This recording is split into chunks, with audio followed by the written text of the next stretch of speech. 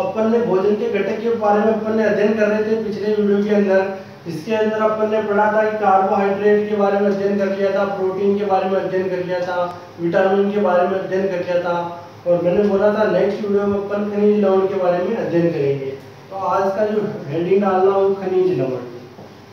खनिज लवण, खनिज लवण के अंदर क्या हुआ था, हमारे शरीर में पाए जाने वाले जो खनिज लवण होते हैं इनकी संख्या टोटल होती है 24। कितने इनकी संख्या होती है? 24 होती है। इसके अंदर प्रमुख रूप से कैल्शियम, लोहा, मैग्नीशियम, फास्फोरस, तांबा आदि होते हैं। यानी जो अपने शरीर को जो प्रमुख चीजों की आवश्यकता होती है उसमें से एक तो कैल्शियम, लोहा। कैल्शियम का कार्य क्या होता है, यानी शरीर की जो हड्डियां होती हैं इनको मजबूत करना, दांतों को मजबूत करना, इन दांतों के अंदर कैल्शियम पाया जाता है। लोहा, इसके बाद लोहे की अपने शरीर में आवश्यकता क्यों होती है, क्योंकि ब्लड को बनाने के लिए जो हीमोग्लोबिन पाया जाता है तो हीमोग्लोबिन के अंदर लोहा की मात्रा होती है। फिर मैग्नीशियम, फास्फोरस, तांबा, पोटेशियम, यानी इस प्रकार विभिन्न जो पदार्थ होते हैं इनकी अपने को आवश्यकता होती है। खनिज लवण जो अपने को प्राप्त होते हैं किन किन से प्राप्त होते हैं? एक तो अपने को दूध, दही, उसके बाद हरी सब्जियों के अंदर और ताजा फलों से प्राप्त होते हैं। खनिज लवण के अपने जो कार्य क्या होते हैं, एक तो शरीर के निर्माण का कार्य है, शरीर को बनाने में सहायक होते हैं।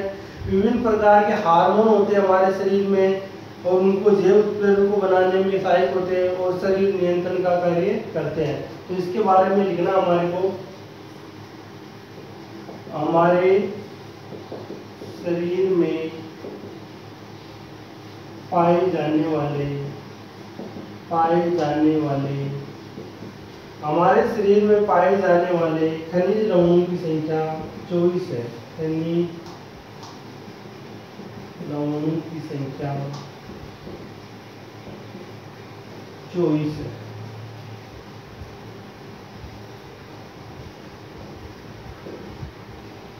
हमारे शरीर में पाए जाने वाले खनिज लवणों की संख्या कितनी है? 24 है। जिसमें से प्रमुख, ये लिखना आपने, जिसमें से प्रमुख कौन कौन से जिनकी बहुत ज्यादा आवश्यकता पड़ती है, जिनमें से प्रमुख है कैल्शियम, फिर लोहा, लोहे के बाद अपने को मैग्नीशियम,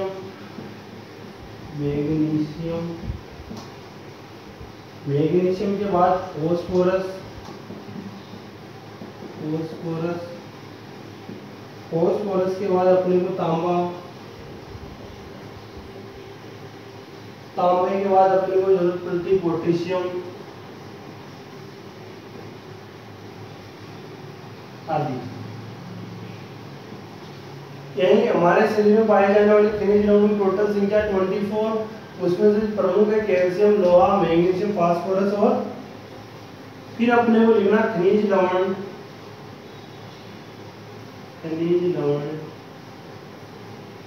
दूध,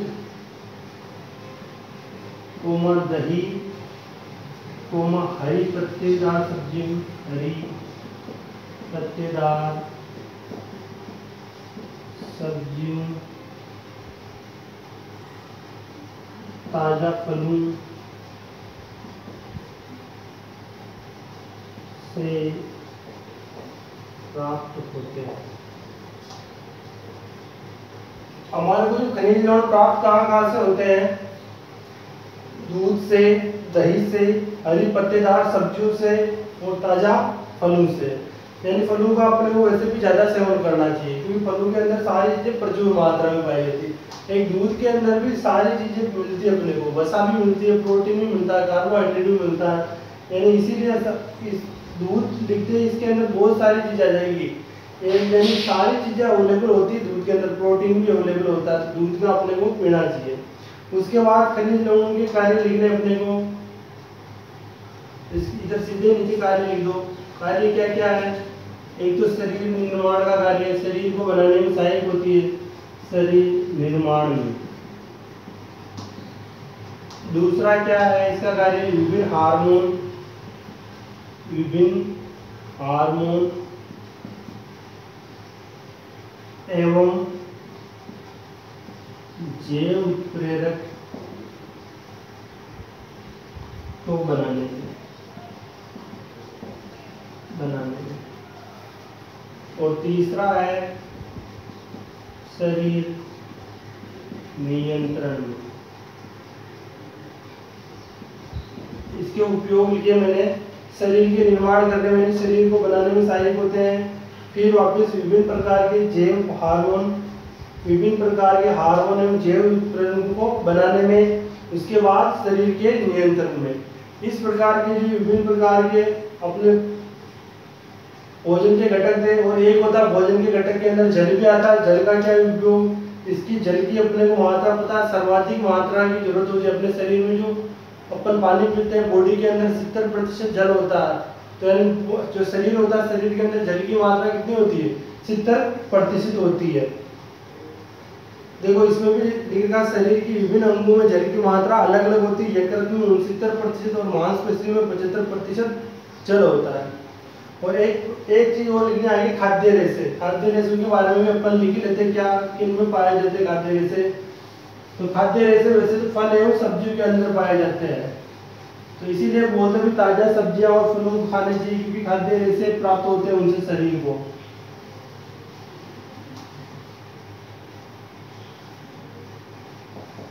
खाद्य रेशे, इसके अंदर अपने को लिखना है, सब्जियों में सेलुलोज की प्रचुर मात्रा पाई जाती है। ऐसे लिखना है, सब्जियों में सेलुलोज की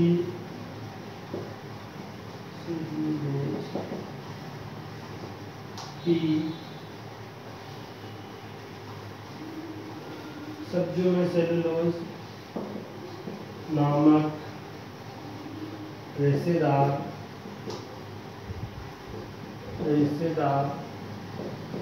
पदार्थ पाया जाता है। इसे रफेज कहते हैं। इन रेशों को रफेज कहते हैं। जो अपन फल और सब्जियां खाते हैं उसके अंदर विभिन्न प्रकार के रेशे पाए जाते हैं, और इन रेशों को अपन खाद्य रेशे कहते हैं, और इन रेशों को और भी क्या बोलते हैं, रफेज भी बोलते हैं। इस प्रकार ये भोजन के घटक वाला जो चैप्टर था अपने फिनिश हो जाता है। इसके बाद इसके कुछ क्वेश्चन आंसर है जिनको मैं आपको हिंट कर देता हूँ, जिसमें क्या क्या लिखना है।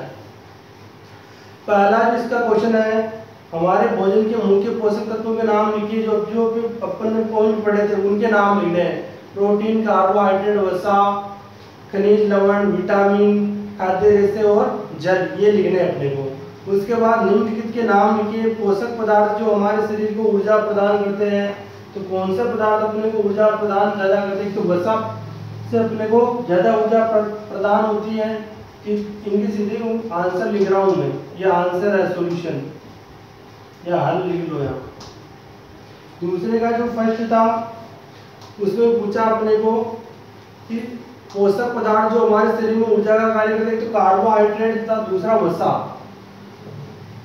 कार्बोहाइड्रेट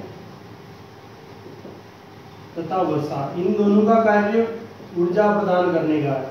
फिर इसका दूसरा जो क्वेश्चन है वो क्या दे रखा है, पोषक जो हमारे शरीर की वृद्धि एवं अनुरक्षण के लिए आवश्यक होती है। वृद्धि के लिए कौन सी चीज आवश्यक होती है शरीर की, प्रोटीन सहायक होता है।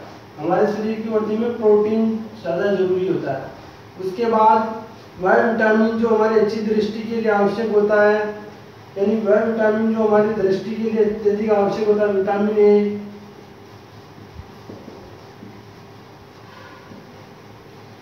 फिर वह खनिज जो अस्थियों के लिए आवश्यक होता है, कैल्शियम। कैल्शियम जो हड्डियों के लिए बहुत जरूरी होता है, कैल्शियम।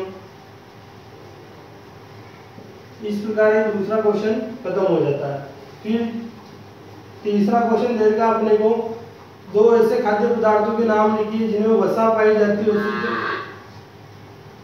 ये देगा वसा किन किन में पाई जाती है। वसा एक तो घी के अंदर पाई जाती है, घी तथा दूध लिख लो। फर्स्ट का तो वसा है, घी, दूध, तेल, ऐसे कुछ भी लिख सकते हैं। दूसरा देगा है मंड, एक तो चावल के अंदर पाई जाती है, एक आलू के अंदर, चावल और आलू। फिर तीसरा देगा अपने आहारी रेशे। आहारी रेशे ये किन में पाए जाते हैं? फल और सब्जियों के अंदर पाए जाते हैं, फल और सब्जियां। उसके बाद चौथा देखा अपने को प्रोटीन। प्रोटीन किसमें पाया जाता है? तो पनीर लिख दो, सोयाबीन लिख दो, सोयाबीन। सोयाबीन में प्रोटीन की प्रचुर मात्रा पाई जाती है, तो इस प्रकार अपने को ये लिखना था। इसके बाद चौथा क्वेश्चन देगा अपने को कि सत्य असत्य वाले सही का ये निशान लगाना है।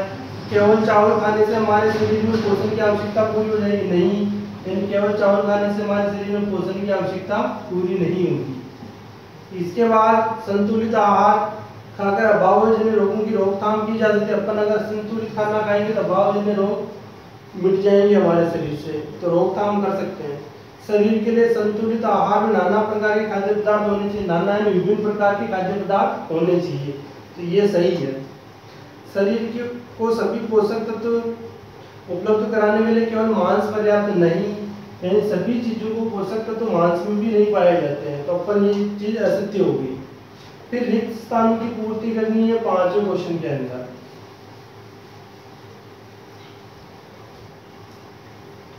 ये इसका पांचवा क्वेश्चन। खालिस्तान विटामिन डी के अभाव से कौन सा रोग होता है? तो रिकेट्स रोग होता है, रिकेट्स रोग। इन खालिस्तान में पहले वाले खालिस्तान में इसके में रिकेट्स बनना। दूसरा जो खालिस्तान है ख वाला, बेरी बेरी रोग विटामिन बी की कमी से होता है, विटामिन बी की कमी से, विटामिन बी लिखना है। विटामिन बी की कमी से बेरी बेरी रोग होता है। विटामिन सी के अभाव से स्कर्वी रोग होता है, विटामिन सी के अभाव से कौन सा रोग होता है? स्कर्वी रोग होता है।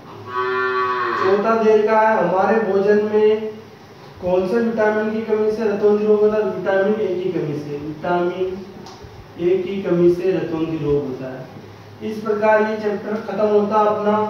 और इसके जो क्वेश्चन आंसर है अभी तो मैंने बोर्ड पे करवा दी, अगर भाई जो फिर भी समझ नहीं आए तो मैं ग्रुप के अंदर आपको सेंड कर दूंगा पीडीएफ के माध्यम से। और बच्चों आज की क्लास के लिए थैंक यू। नेक्स्ट वीडियो में अपन नेक्स्ट चैप्टर के बारे में अध्ययन करेंगे।